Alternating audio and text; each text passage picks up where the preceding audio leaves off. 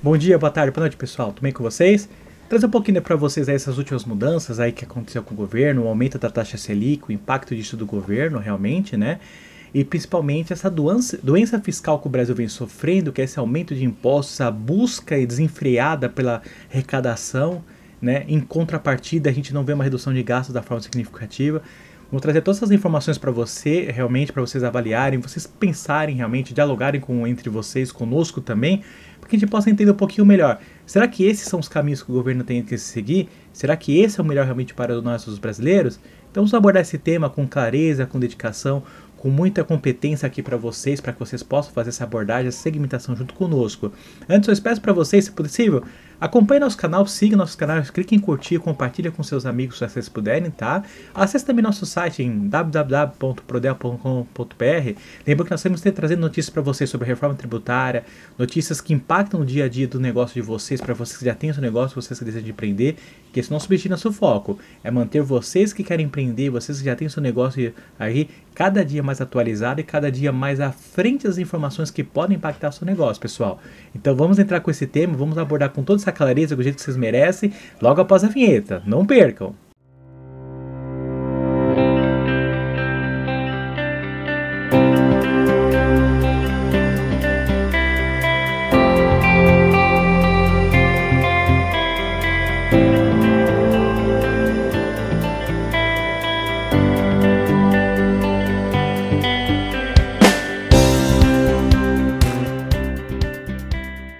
Então vamos lá, pessoal, vamos trazer essa notícia aqui para vocês fresquinha. Acho que a notícia é muito boa realmente para a gente conversar, dialogar. Como você falou, a gente não quer falar sobre política, não é nosso objetivo, mas a política impacta nosso dia a dia.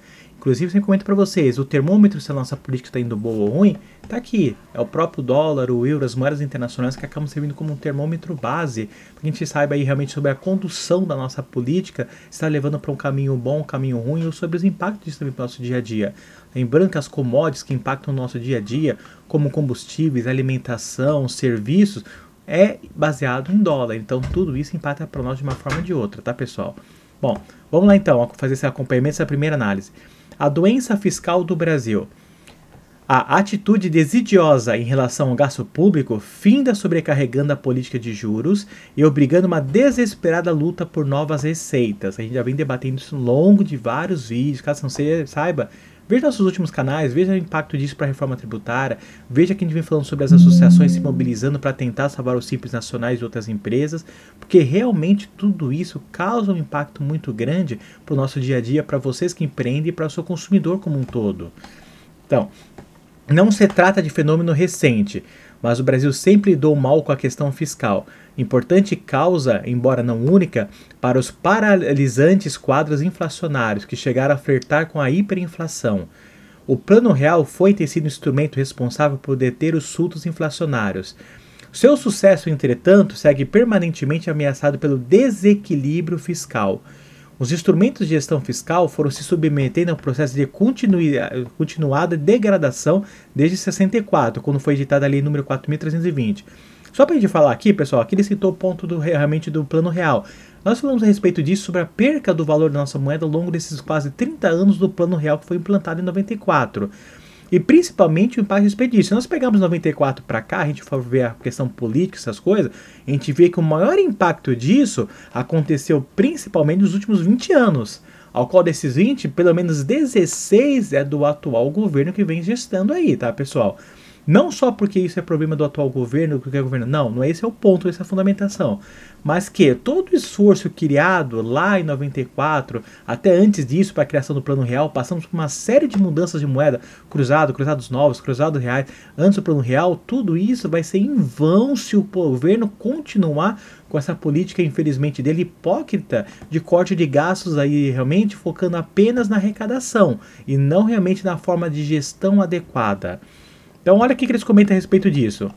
A Constituição de 1988 tem especial responsabilidade nesse processo, ao instituir os orçamentos autônomos dos poderes da República, proceder à abusiva elevação das vinculações de receita e da partilha de tributos com os entes subnacionais, admitir a revisão das receitas previstas na proposta orçamentária em virtude de erros e omissões, e expandir displicentemente o império das emendas parlamentares, que conspiram contra o federalismo fiscal, estimulam o perduralismo e favorecem a corrupção sistêmica. Concordo plenamente.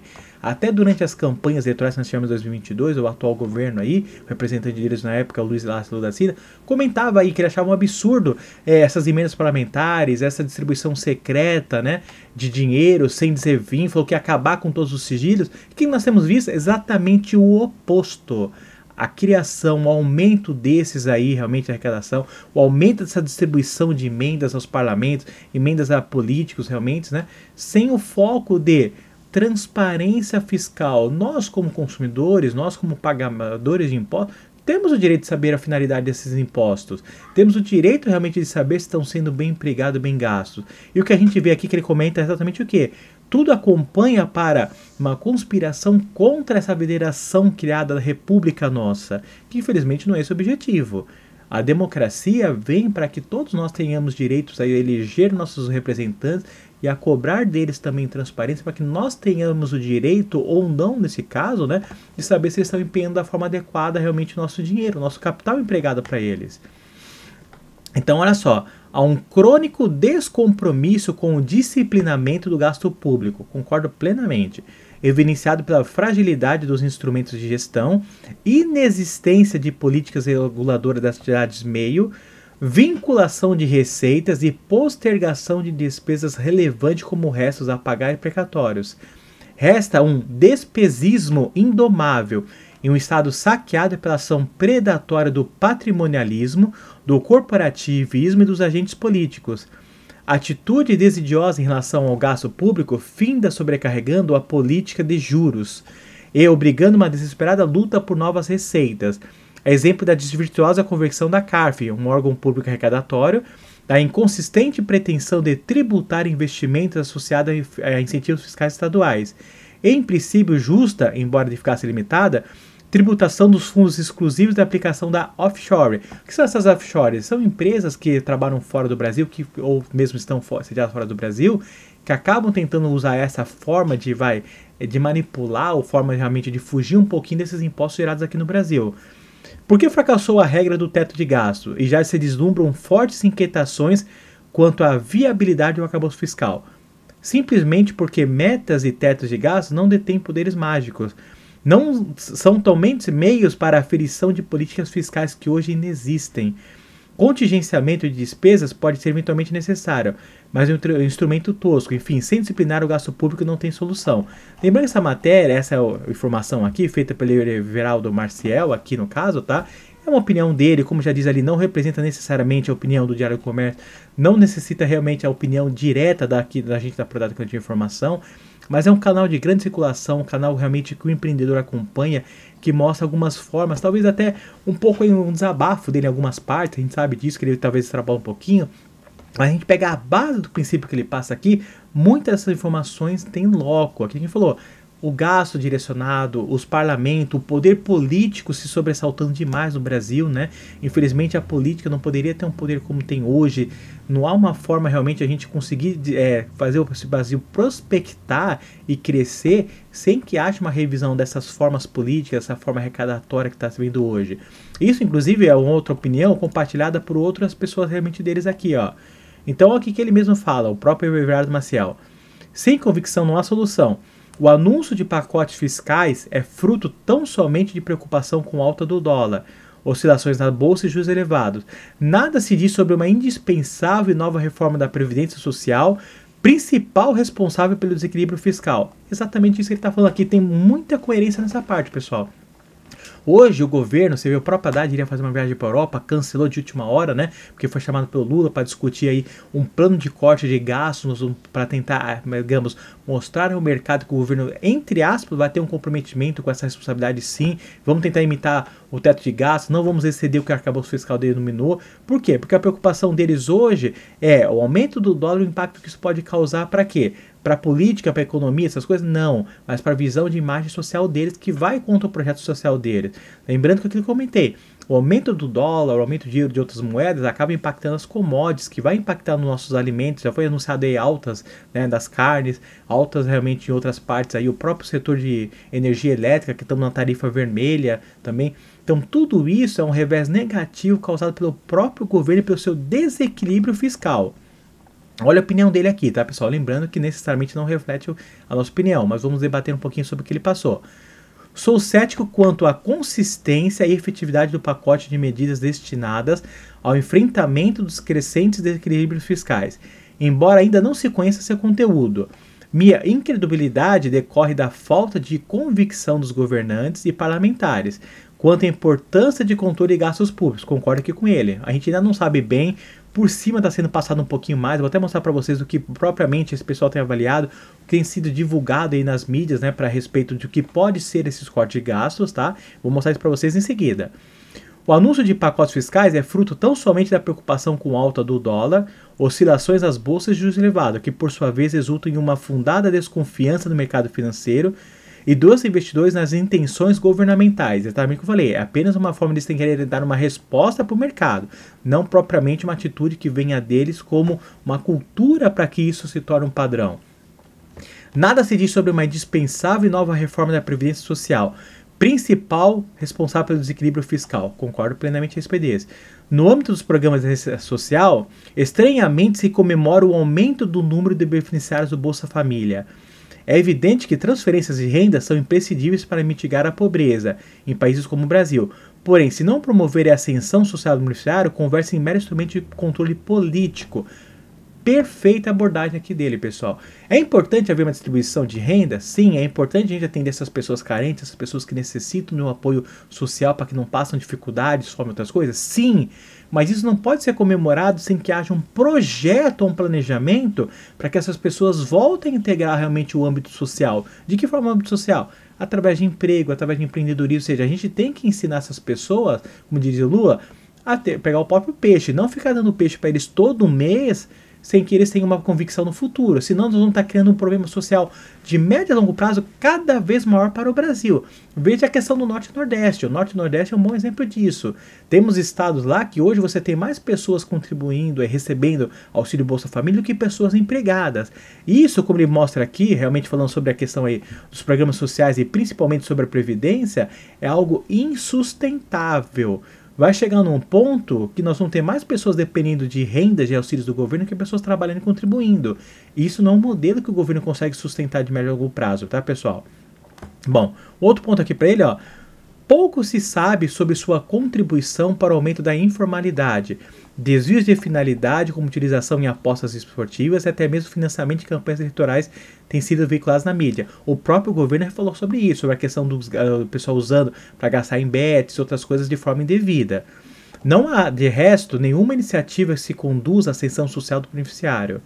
Dorme nos escaninhos do Senado o projeto de lei apresentado pelo então senador Álvaro Dias em 2019, que faculta ao empregador que contratar beneficiário do Bolsa Família deduzir da contribuição previdenciária patronal valor equivalente ao benefício e prevê a instituição de programas de qualificação do beneficiário visando sua inclusão no mercado formal. Exatamente isso que a gente comentamos, pessoal.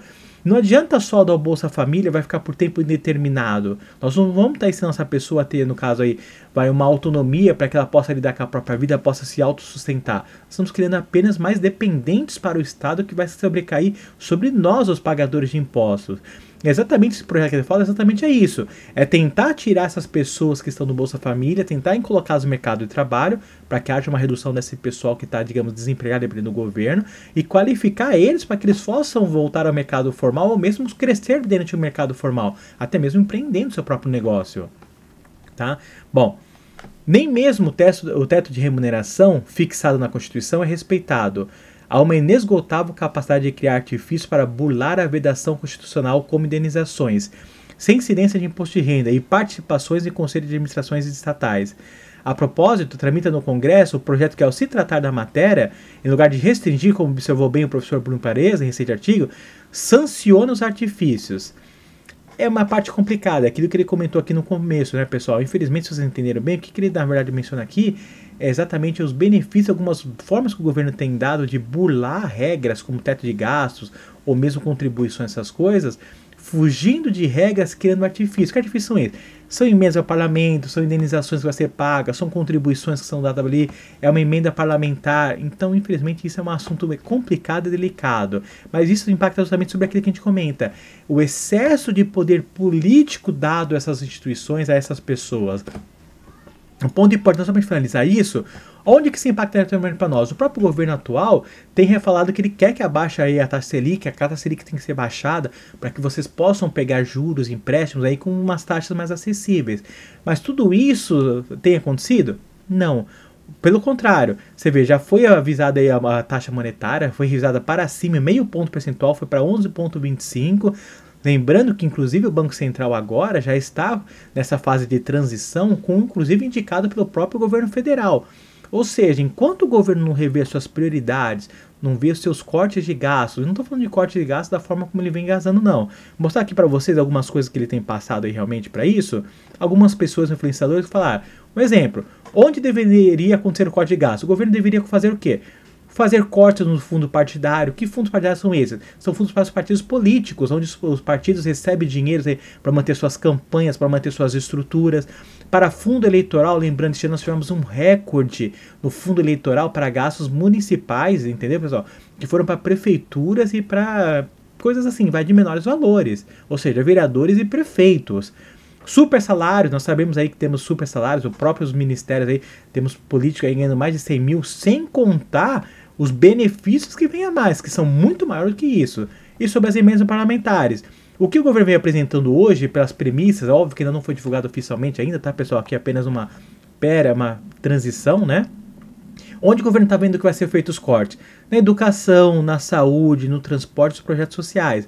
A última reportagem que a gente viu a respeito disso, o governo tem 2 projetos, um de 10 e um de 15 bilhões que ele vai anunciar sobre corte de gastos. Claro que tudo isso ainda está sendo discutido. No de 10 bilhões, ele planeja cortar gastos na educação, na saúde e no transporte. No de 15, gente, os projetos sociais. Pessoal, por que não cortar aqui, nesses principais aqui? Olha um outro ponto importante aqui que esse próprio site traz como informação, ó. O corte no governo, ele quer anunciar de 10 ou 15 bilhões, poderia facilmente ser descontado das emendas parlamentares. As emendas parlamentares somente desse ano já acumularam um total de 49,2 bilhões de emendas parlamentares. Ou então, vamos tirar um pouquinho desse dinheiro que é dado para essas imprensas tradicionais, né, que é rádio, televisão e jornais. Só esse gasto feito com eles aí nesse ano foi de 16,5 bilhões de reais pela Lei Rouanet. O fundo eleitoral foram 4,9 bilhões, ou as partidas estatais que acumularam mais 110 milhões.